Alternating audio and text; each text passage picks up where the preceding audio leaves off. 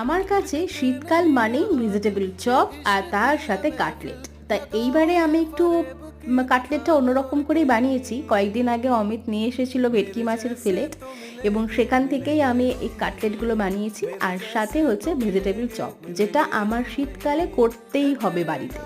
আর এতটা টেস্টি হয় যে কি বলবো তোমাকে, ব্রেড ক্রামস থেকে শুরু করে সমস্ত কিছু কিন্তু বাড়িতেই তৈরি করি আমি। আর সত্যি কথা বলতে এই সমস্ত জিনিস বাড়িতে বানালে যে কতটা হেলদি হয় সেটা তো তোমরা জানোই। আর এই কোটিংটা দেখে বুঝতে পারছো, একটু অন্যরকমভাবেই আমি কিন্তু কোটিংটা করেছি, আর এতটা টেস্টি হয়েছিল কি বলবো তোমাদেরকে।